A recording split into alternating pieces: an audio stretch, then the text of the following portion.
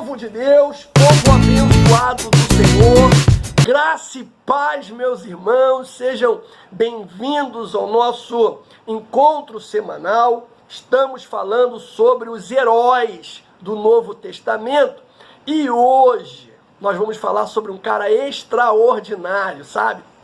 Um cara que foi verdadeiramente uma potência nas mãos de Deus. Vamos falar sobre Barnabé.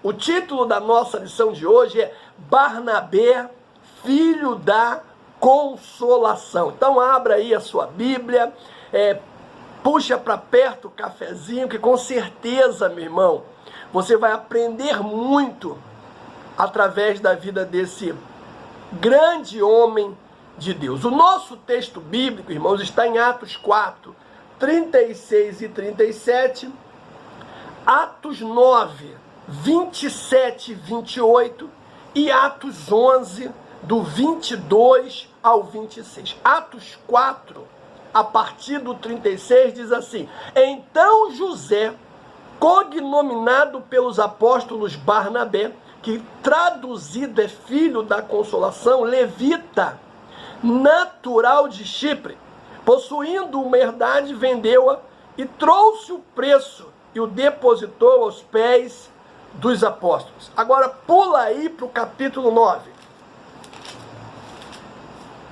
27 e 28 diz assim: Então Barnabé, tomando-o, falando a respeito de Saulo, que havia se convertido no caminho de Damasco, tomando-o consigo, o trouxe aos apóstolos e lhe contou como no caminho ele vira o Senhor, e este lhe falara, e como em Damasco falara ousadamente no nome de Jesus. E andava com eles em Jerusalém, entrando e saindo. Agora pula aí, capítulo 11, 22 ao 26, diz assim: E chegou a fama destas coisas aos ouvidos da igreja que estava em Jerusalém, e enviaram Barnabé até Antioquia, o qual, quando chegou e viu a graça de Deus, se alegrou e exortou a todos que com firmeza de coração permanecessem no Senhor, porque era homem de bem, cheio do Espírito Santo e de fé. E muita gente se uniu ao Senhor, e partiu Barnabé para Tarso a buscar Saulo, e achando-o, conduziu a Antioquia. E sucedeu que todo um ano se reuniram naquela igreja e ensinaram a muita gente. Em Antioquia foram os discípulos pela primeira vez chamados de cristãos. Pois bem, irmãos, nós temos, para a lição de hoje, 3 objetivos. O primeiro é conhecer o caráter exemplar de Barnabé, homem de bem, cheio do Espírito Santo e cheio de fé. Segundo objetivo nosso é saber que o filho da consolação, ele atuou como um frutífero missionário. E terceiro e último objetivo nosso, irmãos, é entender que o amor de Barnabé ao próximo, evidenciado em Paulo e em Marcos, foi fundamental para a história do cristianismo. Pois bem, queridos, Barnabé, escute isso que eu vou dizer, Barnabé, assim como o apóstolo Paulo, não nasceu na Judéia, o que na verdade lhe conferia grandes e importantes vantagens, como, por exemplo, o domínio da língua grega.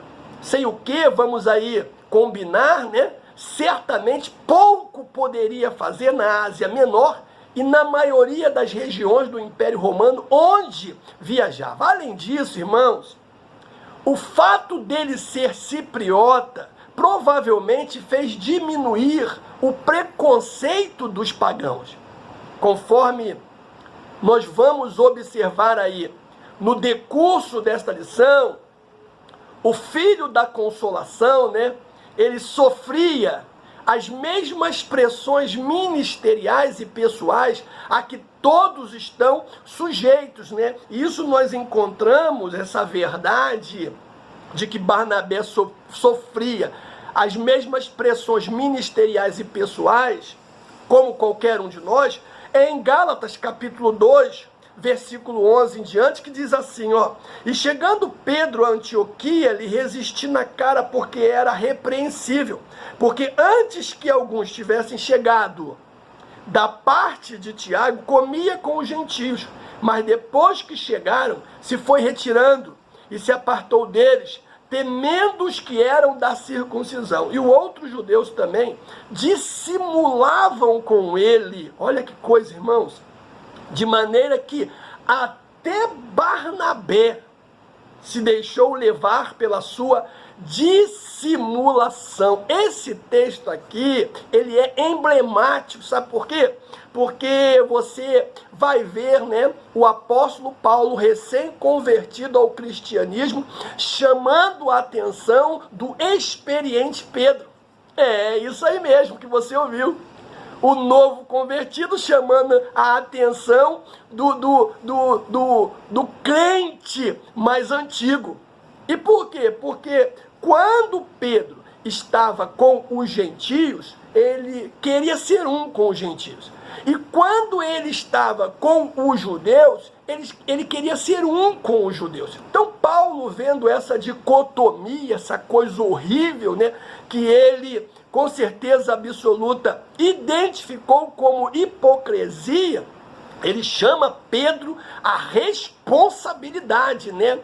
Cobra de Pedro o quê? Um posicionamento. E como Pedro era líder, muitos estavam fazendo como ele. Estavam seguindo o seu exemplo. Inclusive, irmãos, o nosso amado irmão Barnabé. No entanto, o que distingue, né, Barnabé como herói dentre muitos personagens bíblicos é o seu bom caráter. Irmãos, esse era o diferencial na vida de Barnabé. O cara era de bom caráter. E isso nós vamos ver em Atos capítulo 9, versículo 26 e 27. Olha isso, que coisa bacana. E quando Saulo chegou a Jerusalém, procurava juntar-se aos discípulos, mas todos o temiam, não crendo que fosse discípulo. Então, Barnabé, tomando-o consigo, o trouxe aos apóstolos e lhe contou como no caminho ele vira o Senhor, e este lhe falara, e como em Damasco falava ousadamente o nome de Jesus. Então, além de ser um cara, irmãos, de bom caráter, Barnabé também era um homem honesto, generoso, piedoso e, acima de tudo, amados, era humilde. O primeiro ponto da nossa lição fala de Barnabé, o homem. E aqui nós vamos ver justamente que ele era natural de Chipre, que ele era honesto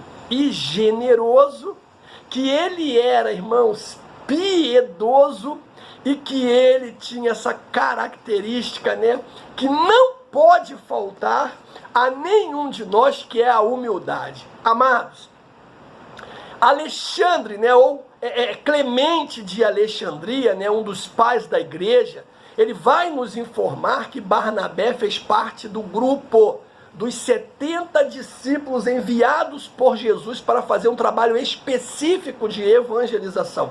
Isso se encontra em Lucas capítulo 10, do 1 ao 3. O seu nome verdadeiro era José, mas os apóstolos passaram a chamá-lo de Barnabé por causa do seu significado, né?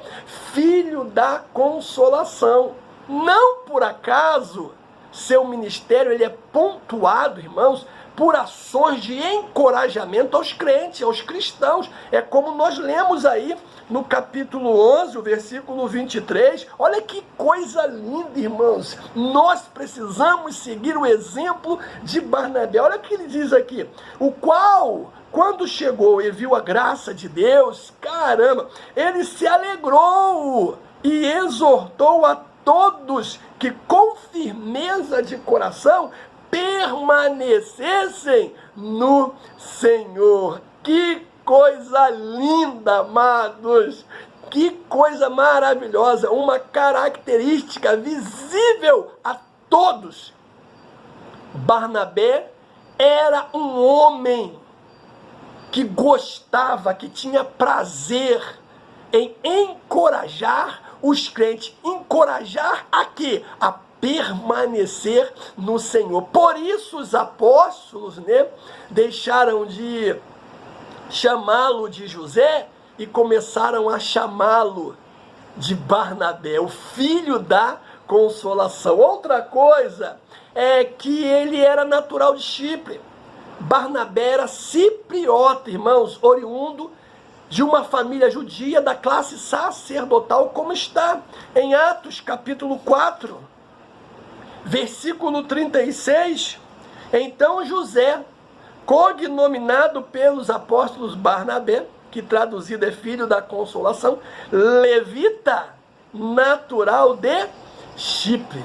É bom lembrar aqui que Chipre, a terceira maior ilha do mar Mediterrâneo, inicialmente era uma província imperial.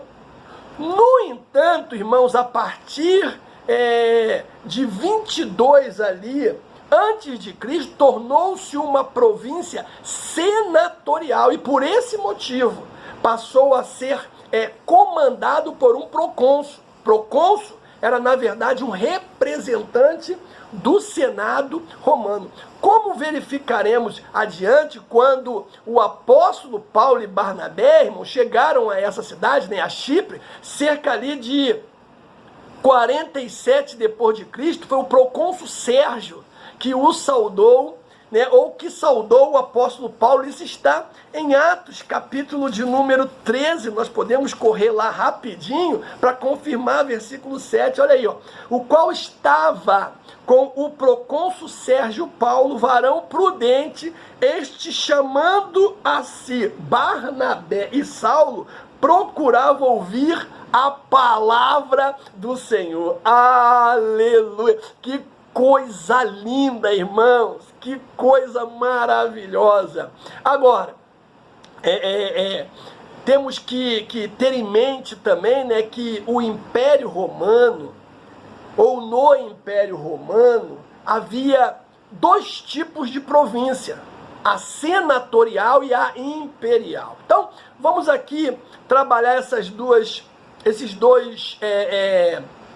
impérios, né? Esses dois tipos de província, melhor dizendo. A senatorial era geralmente pacífica, irmãos, bem vista por Roma, porque eles haviam se submetido ao governo, estavam sob a liderança ali, o controle do Senado. Agora, as imperiais, no entanto, haviam sido adquiridas mais tarde. Elas não eram tão pacíficas assim. Por isso elas ficavam sob a autoridade do próprio imperador. Diversos povos, né, habitaram a ilha de Chipre, irmãos, em diversos momentos da história, dentre os quais nós podemos citar aqui os egípcios, os fenícios, os gregos e os romanos. Os missionários cristãos nela adentraram através das suas mais importantes cidades portuárias, a saber, Salamina, Atos capítulo 13. Outra coisa que nós vamos ver a respeito de Barnabé é que ele era um cara honesto, irmãos, generoso. Acredita-se que Barnabé pertencesse ao que hoje, né, conhecemos como classe média, porque, de acordo com o livro de Atos, ele vendeu uma herdade e depositou voluntariamente o produto da venda aos pés do apóstolo. Nós lemos aqui esse texto, né, no início da nossa lição. Entretanto, provavelmente ele não possuía outros bens que pudesse sustentar, porquanto o texto bíblico também nos informa que ele precisava trabalhar para prover o seu sustento. É o que Paulo vai falar, escrevendo a sua primeira carta aos Coríntios, capítulo 9, versículo 6. Agora, esse episódio, meu irmão, ele marca a sua aparição nos relatos neotestamentários. E o texto bíblico parece sugerir que ele foi o primeiro crente a proceder dessa forma, inspirando assim, olha que coisa linda, inspirando assim muitos cristãos a fazerem a mesma coisa. Outra marca na vida de Barnabé era que ele era piedoso, irmãos. Barnabé foi o primeiro a acolher e cuidou do recém-convertido Saulo de Tarso. Irmãos, imagina a responsabilidade desse cara. Ele também apresentou Saulo aos demais discípulos de Cristo. Foi o responsável, meu irmão, por convencer, né, os líderes da igreja de que Saulo, o antigo perseguidor da igreja, agora era de fato um seguidor de Cristo. Isso nós vemos em Atos, né, 9, irmãos, a partir do 17 até o 27. E é interessante ler, né, para que a gente possa entender melhor. Diz assim: e Ananias foi e entrou na casa, impondo-lhe as mãos, disse: irmão Saulo, o Senhor Jesus, que te apareceu no caminho por onde vinhas, me enviou para que tornes a ver e seja cheio do Espírito. E logo lhe caíram dos olhos como que umas escamas, e recuperou a vista, e levantando-se foi batizado. E tendo comido, ficou confortado, e esteve Saulo alguns dias com os discípulos que estavam em Damasco. E logo nas sinagogas pregava a Jesus que este era filho de Deus. Todos os que ouviam estavam atônitos e diziam: não é este o que em Jerusalém perseguia os que invocavam este nome? E para isso veio aqui? Para os levar presos aos principais dos sacerdotes? Olha a preocupação dos irmãos com relação à conversão de Saulo. Saulo, porém, se esforçava muito mais e confundia os judeus que habitavam em Damasco, provando que aquele era o Cristo. E tendo passado muitos dias, os judeus tomaram conselho entre si para o matar, mas as suas ciladas vieram ao conhecimento de Saulo, e como eles guardavam as portas, tanto de dia como de noite, para poderem tirar-lhe a vida, tomando-o de noite, os discípulos o desceram dentro de um cesto pelo muro. E quando Saulo chegou a Jerusalém, procurava juntar-se aos discípulos, mas todos o temiam, não crendo que fosse discípulo. Então Barnabé, aí entra Barnabé, irmãos, aí entra Barnabé, cara. Olha que responsabilidade, tomando consigo, trouxe aos apóstolos e contou como no caminho vira o Senhor, e este lhe falara, e como em Damasco falara ousadamente em nome de Jesus. Caramba, que responsabilidade, irmãos. Era convencer os irmãos que aquele cara que perseguia a igreja para matar, para levar preso, agora era um seguidor de Cristo. Cara, muito bacana a atitude de Barnabé, amados. A intimidade dos dois cristãos cresceu tanto que eles realizaram muitas viagens missionárias juntas. E não só isso, né? Eles fundaram também igrejas em vários lugares. Não é de se espantar que os discípulos em Jerusalém tenham inicialmente sido cautelosos a respeito da conversão do apóstolo Paulo, né? A conversão, melhor dizendo, de Saulo, porque eles desejavam saber se aquela transformação, na realidade, era uma tentativa de se infiltrar, de levá-los presos, né, de entregá-los às autoridades para que eles fossem mortos. Então, eles ficaram muito preocupados. O piedoso Barnabé, que tinha o dom de encorajamento, percebeu, irmãos, olha que coisa, olha que visão. Ele percebeu que Saulo verdadeiramente havia entregado o seu coração a Cristo e o defendeu diante dos apóstolos. Cara, era piedoso. Outra marca registrada em Barnabé, irmãos, era a humildade. A igreja de Jerusalém enviou Barnabé a Antioquia, sabe? Antioquia, a terceira maior cidade do Império Romano, tinha ali mais ou menos 500 a 800 mil habitantes, né? Então, Barnabé é enviado ali quando soube que naquele lugar muitos creram e se converteram a Cristo. É o que diz Atos 11. O filho da consolação, cheio do Espírito Santo e de fé, viu, diz o texto, ele viu a graça de Deus, irmãos, se alegrou, e se alegrou tanto que exortou a todos que permanecessem firmes de coração e permanecessem no Senhor. Isso está em Atos 11, nós lemos esse texto. Ah, querido, deixa eu te falar uma coisa. O fato dele ter sido designado pela igreja para ir àquela cidade não lhe perturbou os sentidos, sabe? Porque humildemente Barnabé, ele entendia que ele era servo do Senhor da obra. E por isso, ele faz o quê? Ele procura Saulo em Tarso, possivelmente por acreditar que o apóstolo seria capaz de ajudá-lo naquele lugar. Ó, irmãos, é muito para se aprender com a vida aí de Barnabé, sabe? Ambos permaneceram em Antioquia, diz o texto que nós lemos, por 1 ano. E ali, irmãos, pela primeira vez, os discípulos foram chamados de cristãos. Aí nós temos o segundo ponto, né, da nossa lição, porque além de ser Barnabé um homem, Barnabé também era missionário. E aqui nós vamos ver o seguinte, amados. A primeira viagem missionária, nós vamos falar sobre o evangelho nas cidades, né? E nós vamos falar sobre o concílio de Jerusalém. Amados, Barnabé acompanhou Paulo em sua primeira viagem missionária entre os gentios.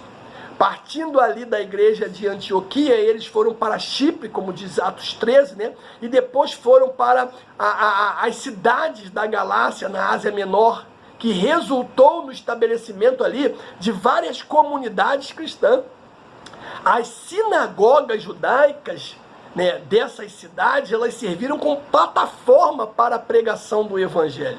No entanto, né, é claro, óbvio, algumas vezes eles enfrentaram oposições nela. Então, eles vão ali, eles seguem junto na sua primeira viagem missionária. Barnabé, você vai ver isso, ele figura como personagem principal e Paulo como um dos seus protegidos. Isso você vê no capítulo 9. É provável, irmãos, que por um bom tempo, né, antes da conversão e do ministério do apóstolo abortivo, como ele mesmo fala, o apóstolo Paulo, quando escreve a igreja de Corinto, né, capítulo 15, Barnabé tem atuado como principal líder da comunidade helenista e das igrejas formadas pelo mesmo grupo. No entanto, a partir do momento que eles partiram para Chipre, Paulo, ele assumiu a liderança devido à sua personalidade dominante. Cara, isso é muito bacana. E você vai perceber aí que não houve nenhum constrangimento em Barnabé, em Paulo ter assumido a liderança. Não, tá tudo tranquilo, porque eles entendem perfeitamente, irmãos, que o poço não é deles, sabe? Que a igreja não lhes pertence, a igreja ela é do Senhor. Então, quem está na frente ou não, não importa. O importante é que os dois estavam fazendo aquilo que Deus já havia determinado. Cara, isso é uma lição extraordinária para nós. E aí nós vamos ver aí o trajeto, né, e a atuação dos apóstolos nessa oportunidade. Em Chipre, o que acontece? Barnabé, Saulo e João Marcos, eles vão navegar para a ilha de Chipre. Quando chegam a Salamina, né, cidade portuária, começaram a pregar nas sinagogas judaicas, como está em Atos capítulo 13. Eles atravessaram a ilha, chegaram à cidade de Pafos, onde o procônsul Sérgio se interessou pela palavra de Deus. Isso é muita sabedoria na ministração, não é isso? Isso é muita graça de Deus na vida deles, porque quando eles começaram a ministrar a palavra, o procônsul, né, Sérgio Paulo, ele ficou impactado, sabe? A palavra entrou de verdade no seu coração e ele manda chamar Barnabé e Saulo, porque eles queriam ouvir mais a respeito de Cristo. Cara, isso é lindo demais, né? Aí eles chegam em Antioquia da Pisídia. Deste ponto em diante, Paulo ele é geralmente citado antes dos demais companheiros. Eles saíram de Chipre, navegaram para Perge e depois Panfilha, né? Atos capítulo 13. Paulo e Barnabé, irmãos, eles entraram numa sinagoga no sábado. E o chefe da sinagoga, diz o capítulo 13 de Atos, lhe permitiram que falasse.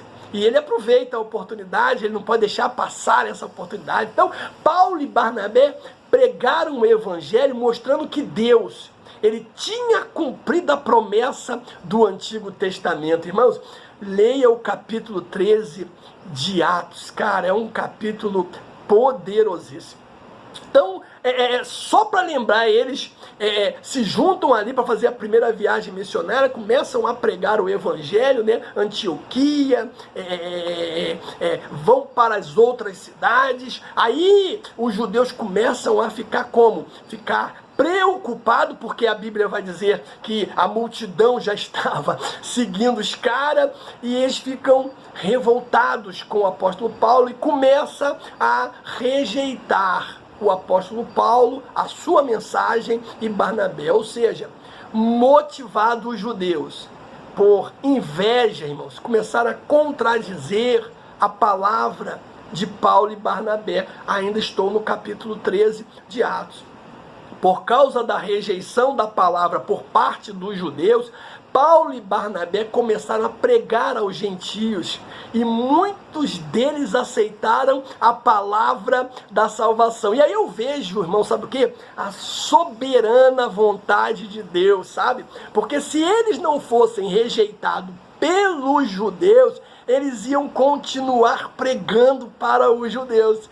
A missão de Deus para o apóstolo Paulo não era que ele pregasse somente para os judeus, era que ele se concentrasse em pregar, em ministrar aos gentios. Por isso que eu acredito assim, né, que Deus endurece o coração dos judeus para rejeitar a mensagem de Paulo, e dessa forma Paulo ele faz o quê? Ele começa a pregar para os gentios. Ainda estamos no capítulo 13, irmãos. Os judeus perseguiram Paulo e Barnabé, os expulsaram do seu território. Que coisa linda! Providência de Deus. Aí o evangelho vai começar a ser pregado nas outras cidades. Esse era o plano, irmãos. Você vê um plano previamente estabelecido. Paulo e Barnabé foram primeiro à sinagoga dos judeus, que ficava onde? Em Icônio, uma das províncias a leste da Frígia, como diz Atos 14. O texto diz que uma grande multidão, tanto de judeu como de grego, creu. Olha, no entanto, os judeus incrédulos começaram a se opor à mensagem dos apóstolos. Como tal oposição, né, foi pequena no início, Paulo e a sua equipe puderam permanecer ali pregando o evangelho por muito tempo. É o que diz Atos 14. Por fim, os judeus hostis conseguiram incitar o que? Um motim que levou Paulo e Barnabé a fugir de Icônia para Listra e Derbe. Olha Deus agindo na vida do apóstolo Paulo. Lucas, irmãos, né, ele relata que o Senhor operou um grande milagre quando Barnabé e Paulo pregavam em Listra. Um paralítico foi curado. Isso está Atos 14, né, do 8 ao 10, que diz: e estava sentado em Listra certo varão leso dos pés, coxo desde o seu nascimento, o qual nunca tinha andado. Este ouviu falar Paulo, que fixando os olhos e vendo que tinha fé para ser curado, disse em alta voz: levanta-te sobre os teus pés. E ele saltou e andou. Irmão, tremendo. Imagina, o cara tá pregando aqui a palavra, o apóstolo Paulo, de repente ele olha, vê um cara que é coxo de nascença, e ele, por discernimento, percebe que o cara tem fé para ser curado, e lança a palavra, levanta, o cara imediatamente, diz o texto, se colocou de pé. Graças a Deus. Esse acontecimento, diz a palavra, que conduziu a multidão a uma agitação enorme, porque eles começaram a declarar que o apóstolo Paulo era um Deus que havia humanizado. Isso ainda no capítulo 14. Irmãos, que texto poderoso, maravilhoso. Outro detalhe, irmãos, importante, é o Concílio de Jerusalém. O Concílio de Jerusalém, ele é um dos pontos cruciais no livro de Atos. Dá uma olhadinha aí com carinho, irmãos, no capítulo 15. E detalhe, Barnabé foi privilegiado porque estava entre os que participaram do concílio.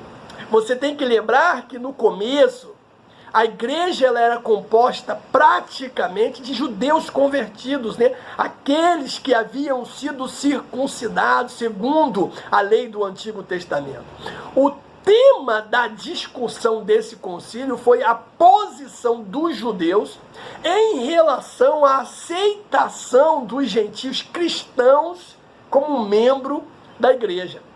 A objeção de alguns fariseus que tinham crido, né, ou cristãos convertidos entre os fariseus, levou o apóstolo, né, os apóstolos e os anciãos a fazerem uma assembleia geral com a delegação de Antioquia. Embora os líderes estivessem diretamente envolvidos nessa discussão, amados, os versículos de número 12 a 22 do capítulo 15 de Atos mostra que toda a igreja participou da decisão final. E detalhe, queridos, uma decisão errada àquela altura remeteria a igreja ao jugo pesado, irmãos, da lei judaica, e atrapalharia o seu crescimento como planejado pelo Senhor. Por isso a importância do Concílio de Jerusalém.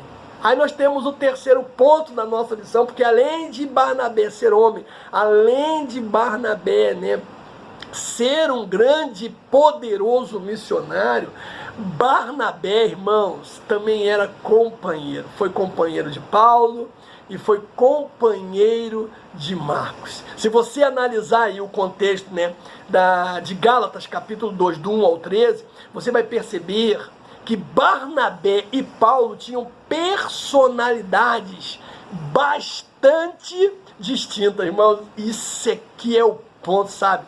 Enquanto Paulo ele mostrava elevada força, né, vigor, Barnabé parecia ser condescendente, né, mais ali conciliador, sendo dessa forma repreendido pelo apóstolo.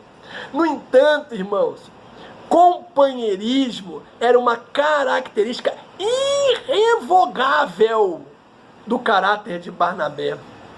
Como nós vimos ali anteriormente, ele partiu em busca de Saulo, quando ninguém mais parecia acreditar em sua conversão. Caramba, irmãos, imagina, só debaixo mesmo de uma revelação de Deus para fazer o que Barnabé fez, sabe? E buscar Saulo.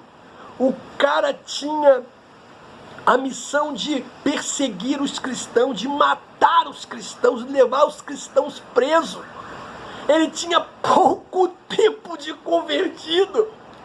E aí, Barnabé, irmãos, sabendo que tinha uma missão a cumprir, quem ele escolhe, irmãos? O apóstolo Saulo. Meu Deus, irmãos, Deus falou com Barnabé, não é possível. Deus falou aos ouvidos de Barnabé. Cara, ninguém estava acreditando. Mas Barnabé acreditou. Caramba, não só acreditou, irmãos, incentivou, encorajou, como nós vimos aí no capítulo 11.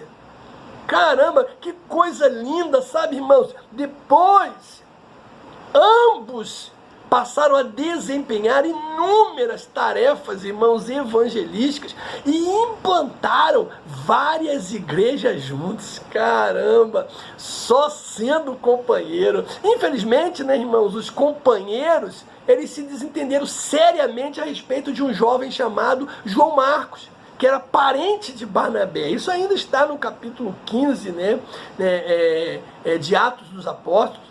O apóstolo Paulo foi marginalizado pela igreja de Jerusalém. A história, irmãos, poderia ser diferente se Barnabé não tivesse desempenhado o importante papel de, como eu vou chamar, fiador espiritual desse novo crente chamado Saulo. O filho da consolação, ele nos deixa, irmãos, uma grande lição, sabe? Ele entendeu que a expansão do reino depende do ingresso de pessoas realmente convertidas a Cristo, inclusive dos que são rejeitados, né? Ou discriminados no meio evangélico. Paulo foi um dos homens mais influentes na história do cristianismo. No entanto, não podemos nos esquecer, irmãos, do que Barnabé representou na vida do apóstolo Paulo. Deixa eu te dizer uma coisa, nem todos serão chamados para desempenhar um ministério como o do apóstolo Paulo, mas todos podemos agir como Barnabé, encorajando os irmãos que vêm e se unem à igreja de Cristo. Podemos ser, sim, irmãos, encorajadores dos irmãos.